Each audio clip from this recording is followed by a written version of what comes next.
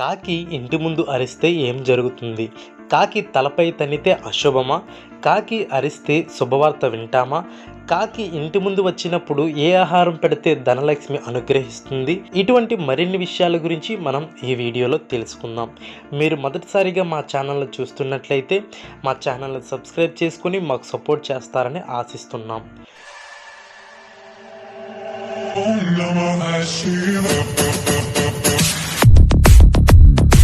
ఎవరైనా నల్లగా ఉన్న వాళ్ళు కనిపిస్తే కాకిలా ఉన్నారు అని అంటారు.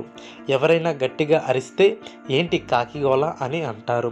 అలాగే కాకి తలపై తన్నితే దోషం అని చాలామంది భయపడుతుంటారు. అదేవిధంగా ఇంటి గోడలపైన కాకి వచ్చి అరిస్తే ఇంటికి బంధువులు వస్తున్నారని భావిస్తారు. అయితే ఇది నిజమా లేదా అనే విషయంపైన చాలామందికి డౌట్స్ ఉన్నాయి. అయితే కాకి మీద మన రామాయణంలో ఒక కథ వాడుకలో ఉంది. సీతమ్మ వారు లంకలో ఉన్నప్పుడు ఆంజనేయుడు సీతమ్మ వారి వద్దకు వస్తారు. ఆంజనేయ రాకను గమనించిన కాకి సీతమ్మ వారు ఉన్న చెట్టు వద్దకు వచ్చి అరవటం జరుగుతుంది. అంటే కాకి అరుపు సీతమ్మ వారికి శుభవార్త. అందువలన కాకి అరవటం శుభసూచికగా గుర్తిస్తారు. కాకి తలపై తన్నితే భయపడుతుంటారు, దోషం తగులుతుందని. కాకి శనిదేవుని వాహనమని. అయితే అటువంటిది ఏమీ లేదని జ్యోతిష్యులు చెప్తున్నారు. ఒకవేళ మిమ్మల్ని అనుమానం వేధిస్తూ ఉంటే శివాలయానికి వెళ్ళి శనిదేవుని ప్రార్థించినట్లయితే మీ అనుమానం పోతుంది. ఇక కాకి ఇంటి ముందు పదే పదే అరిస్తే దేనికి సంకేతం? పక్షులు, జంతువులు హిందూ సాంప్రదాయాల్లో అనేక నమ్మకాలను కలిగి ఉన్నాయి. కొన్ని జంతువులు కనిపిస్తే శుభం, మరికొన్ని అశుభం అని మన పెద్దలు చెప్తూ ఉంటారు. అదేవిధంగా మనిషి జీవితం కాకితో ముడిపడి ఉంటుంది.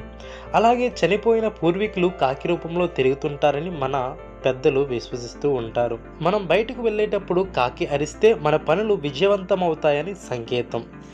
నేలతో ఉన్న నిండి కుండపైన కాకి ఉంటే వాళ్ళు ధనవంతులు అవుతారని మన జ్యోతిష శాస్త్రం చెప్తుంది. నోటితో కాకి ఏదైనా పట్టుకొని మనిషిపై పడేస్తే అశుభానికి సంకేతం అని విశ్వసిస్తూ ఉంటారు. కాకి ఎగురుతూ వచ్చి తగిలితే ఆ మనిషి అనారోగ్యానికి గురవుతారని, చిక్కుల్లో పడతారని భావిస్తారు. కాకి ఎగురుతూ వచ్చి తగిలితే ఆ మనిషి అనారోగ్యానికి గురవుతారని, అదేవిధంగా కాకులు సమూహంతో వచ్చి అరిస్తే ఆ స్థల యజమాని చిక్కుల్లో పడతారని మన పూర్వీకులు విశ్వసిస్తూ ఉంటారు. ఇంకొక ముఖ్య విషయం, కాకి ఇంటి ముందు వచ్చినప్పుడు బియ్యపు గింజలను వేయండి.